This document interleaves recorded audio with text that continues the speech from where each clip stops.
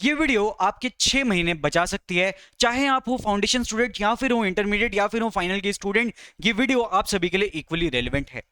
My dear student, आप सभी के एग्जामिनेशंस में, फाउंडेशन स्टूडेंट के एग्जामिनेशन हो या इंटरमीडिएट के हो या फाइनल के हो, आप सभी के एग्जाम्स में एमसीक्यूज पूछे जाते हैं। फाउंडेशन कंप्लीटली एमसीक्यू बेस्ड है, इंटर एंड फाइनल स्टूडेंट्स में 30 मार्क्स के एमसीक्यूज पूछे जाते हैं। तो आप सभी के माइंड में एक क्वेश्चन आता है कि सर, अगर हमसे कोई क्वेश्चन नहीं बना एमसीक्यू का, तो क्या हमें उसमें तुक्का लगा के आगे बढ़ जाना चाहिए या फिर हमें वो क्वेश्चन छोड़ देना चाहिए? आइए उस क्वेश्चन का मैं आप सभी को आंसर देता हूं। माय डियर स्टूडेंट्स, देखिए होता क्या है, हमारे ये एमसीक्यूज जो है, स्पेशली मैं बात करता हूं फाउंडेशन इंटरमीडिएट फाइनल की। सर फाउंडेशन पूरा एमसीक्यू बेस्ड है, इंटरमीडिएट में 30 मार्क्स एमसीक्यूज में, फाइनल में 30 मार्क्स एमसीक्यूज के हैं। तो अगर आपने एमसीक्यूज को अच्छे से क्रैक कर लिया तो आपका अटेम्प्ट निकलने के चांसेस बढ़ जाते हैं। अब माय डियर स्टूडेंट्स, सबसे बड़ा क्वेश्चन ये है सर कि तुक्का लगाना है या नहीं लगाना है, ये बता दीजिए। तो अगर मैं आपको इसका सीधा आंसर दूं कि क्या तुक्का लगाना है, so the answer is yes. Sir आप ये कैसी बात कर रहे हो, आप प्रमोट कर रहे हो तुक्का लगाने को? मैं प्रमोट तुक्का लगाने को नहीं कर रहा, मैं प्रमोट कुछ और कर रहा हूं। आ जाओ आप समझना माय डियर स्टूडेंट्स। एक क्वेश्चन है, जैसे कि फॉर एग्जांपल ये इंटरमीडिएट स्टूडेंट्स का क्वेश्चन है, एंड जनरली ऐसा क्वेश्चन स्टूडेंट्स ने अपनी क्लासेस के दौरान नहीं पढ़ा होता।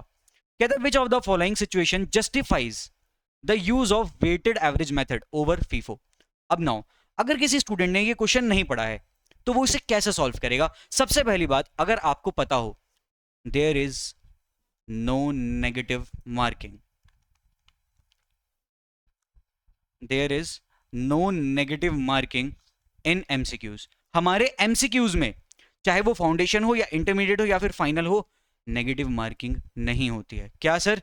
नेगेटिव मार्किंग नहीं होती है। तो इन केस आपका अगर कोई आंसर गलत भी हो जाता है ना, तो आपको उसके मार्क्स जो मिलते हैं वो मिलते हैं 0, और अगर कोई एक आंसर सही हो जाता है तो आपको उसका मिलता है 1 मार्क। अब आप समझो, सीधी बात, अगर आपने कोई क्वेश्चन छोड़ा तो 0 मिलना ही है।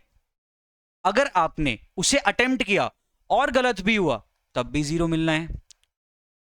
तो गलत होने पे भी 0 मिलना है, कुछ नेगेटिव मार्किंग तो होनी नहीं है, और लीव करने पे भी 0 मिलना है। इससे अच्छा क्यों ना उस क्वेश्चन को ट्राई किया जाए, इससे अच्छा क्यों ना उस क्वेश्चन को ट्राई किया जाए। क्या पता सही हो जाए और 1 मार्क मिल ही जाए, क्या पता सही हो जाए और 1 मार्क मिल ही जाए। तो इसलिए हम क्या कर सकते हैं सर? इसलिए हम कर सकते हैं हमारा क्या, तुक्का लगा सकते हैं।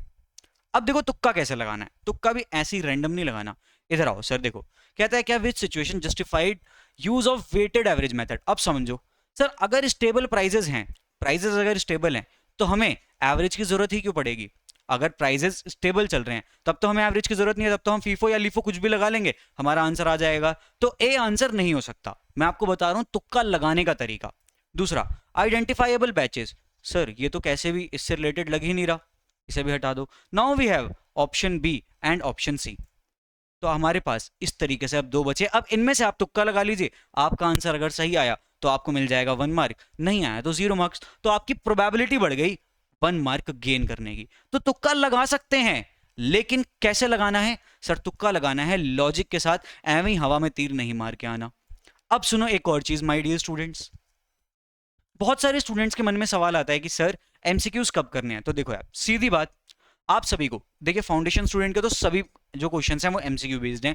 मैं इंटरमीडिएट की बात करता हूं, फाउंडेशन वालों के लिए ये वीडियो जो है यहाँ पे उनके लिए इतनी ही रेलेवेंट थी। एक और चीज बतानी है मुझे बस आपको, देखो आपको भी इसी तरीके से तुक्का लगाना है, क्या? अपने लॉजिक के साथ। एक चीज मैं आपको भी और बताना चाहता हूं माय डियर स्टूडेंट्स, कि हमारा already complete concept batch uploaded है हमारे यूट्यूब पर। तो आप लोगों को अगर किसी भी कोई भी कॉन्सेप्ट पढ़ना है किसी भी सब्जेक्ट का, तो आप यूट्यूब पर जाके वो देख सकते हैं। एंड अगर आपको चाहिए कि सर हमें एमसीक्यू की प्रैक्टिस भी आपके साथ करनी है, तो वीडियो में कमेंट सेक्शन में सर एमसीक्यू प्रैक्टिस लिख देना, मैं आप सभी के साथ आकर मैथ्स की डेफिनेटली बहुत बढ़िया एमसीक्यू की प्रैक्टिस भी कराऊंगा। अदर सब्जेक्ट्स की भी फैकल्टीज भी देखेंगे विद टाइम, अगर आप लोग की डिमांड रही।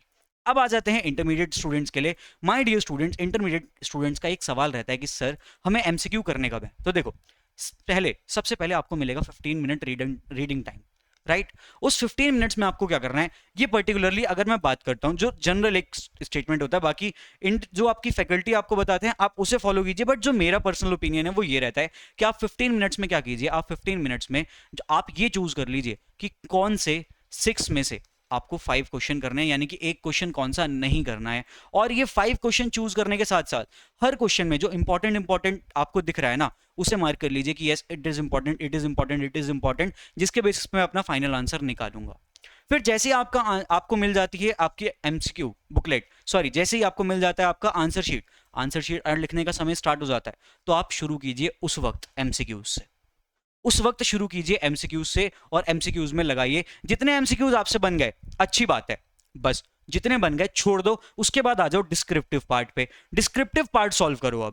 अब डिस्क्रिप्टिव पार्ट सॉल्व करो, और डिस्क्रिप्टिव पार्ट सॉल्व करने के बाद आप ये देखो, अगर 2 घंटा 30 मिनट हो गया है, क्योंकि कई बार ऐसा होता है डिस्क्रिप्टिव पार्ट में ही हमारे एमसीक्यू का आंसर छुपा होता है, लगभग 2 घंटे अगर 45 मिनट हो गए हैं, आखिरी के 15 मिनट बचे ना आपके पास, अब जाओ बचे हुए एमसीक्यूज के पास, अगर उनमें से कोई बन रहा है तो ठीक है, नहीं बन रहा तब तुक्का लगा लो अपने लॉजिक के साथ। तो इस तरीके से आपको तुक्का लगाना है। नाउ माय डियर स्टूडेंट्स, जो मेरे इंटरमीडिएट वाले प्यारे प्यारे स्टूडेंट्स हैं, उन सभी के लिए है मेरे पास क्या, उन सभी के लिए है मेरे पास पूरी एमसीक्यू बुकलेट, जो आप फायदा उठा सकते हैं। कैसे सर? उसके लिए आपको जाना है सीएमए सारथी की वेबसाइट पर। सीएमए सारथी की वेबसाइट पे आप जैसे ही पहुंचोगे, वहां पे जाना फ्री रिसोर्सेज में, फिर आपको करना पड़ेगा लॉगिन। यहाँ पे मैंने ऑलरेडी लॉगिन कर रखा है, आपको लॉगिन करना पड़ेगा अपने नंबर से। उसके बाद मोस्ट एक्सपेक्टेड एमसीक्यूज आपको यहाँ दिख रहा है ना, इसमें जाइए, और यहाँ पे आपको सब्जेक्ट वाइज चारों सब्जेक्ट के आपको एमसीक्यूज मिल रहे होंगे। ऑल्सो माय डियर स्टूडेंट्स, आप यहाँ पर एक और चीज है आपके लिए, जो कि है पीवाईक्यूज। कॉस्टिंग के पीवाईक्यूज भी आपके लिए मैंने अपलोड कर दिए हैं, जो कि क्या है सर, जो कि जब से हमारा ये 2022 सिलेबस आया था, तब से लेकर जितने भी अभी तक एमसीक्यूज इंस्टीट्यूट ने पूछे हैं, सॉरी जितने भी क्वेश्चंस अभी तक इंस्टीट्यूट ने पूछे हैं, उसे मैंने चैप्टर वाइज आप लोग के लिए लगा दिया है। और भी बहुत कुछ इस चैनल पे आने वाला है आप लोग के लिए बहुत जल्द। मैं एक वैसे भी आप लोग के लिए मैराथन लेकर आ रहा हूँ 2 मई को, कॉस्टिंग मैराथन, जिसमें हम 3 बड़े चैप्टर्स मार्जिनल, स्टैंडर्ड और बजट कॉस्टिंग को कर रहे होंगे। एंड साथ ही साथ और भी बहुत सारी चीजें चैनल पे आने वाली है, तो जल्दी से चैनल को सब्सक्राइब कर लो। अगर ये वीडियो यूजफुल था तो इस वीडियो को लाइक करो, और कमेंट सेक्शन में लिखो फाउंडेशन वालों, अगर आपको एमसीक्यूज चाहिए तो कमेंट सेक्शन में एमसीक्यू सेशन लिखो।